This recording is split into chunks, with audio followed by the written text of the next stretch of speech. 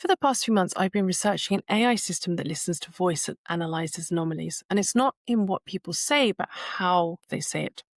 The goal was to see whether subtle shifts in tone, rhythm, and pauses could reveal what's happening beneath the surface, whether it's tension, calm, or emotional strain. Now, research says our voice mirrors the nervous system. Trauma and stress literally alter speech, slower rate, flatter tone, longer pauses, according to Mamara in 2019. And the reason this matters is simple. So many people today feel disconnected. A 2022 Meta Gallup report found 1.75 billion adults described themselves as lonely.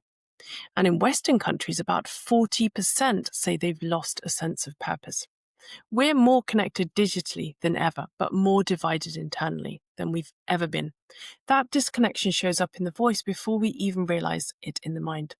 As I explored these emotional signatures, I noticed patterns in the stories people told, roles they were stuck in, expectations that no longer fit. And that brought me back to Carl Jung's archetypes: the warrior, lover, magician, sovereign.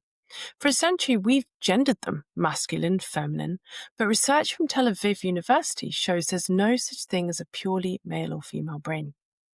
Each of us is a mosaic of neural traits, blending agency and empathy, logic and intuition. So when we force ourselves into one fixed role, I must be strong, I can't be emotional, the brain experiences what predictive processing research, according to Howie and Seth in 2020, calls a prediction mismatch, which is the gap between who we think we should be and who we really are. That mismatch drives anxiety, shame, and rumination, and the biological language of feeling lost. Now, to repurpose them, we treat archetypes as states of consciousness, not gender roles. For example, when you need focus, awaken the warrior, plant your feet, breathe steady. Dopamine and adrenaline align with purpose, according to Nyalon in 2002.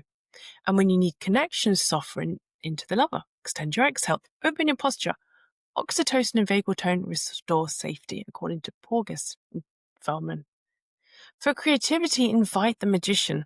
Daydream or write. Insight arises when the brain's creative networks synchronize, according to Cornelius and Beeman in 2014. And to integrate them all, embody the sovereign. Calm breath, reflective gaze. Prefrontal limbic balance builds emotional regulation, according to Thayer et al. In 2012. So maybe repurposing the archetypes isn't about gender or myth at all. It's about healing this collective loss of meaning.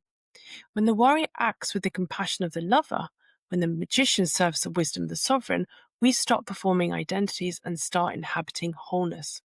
The science calls it neural coherence. Spirituality calls it presence. Either way, it's how we remember who we truly are.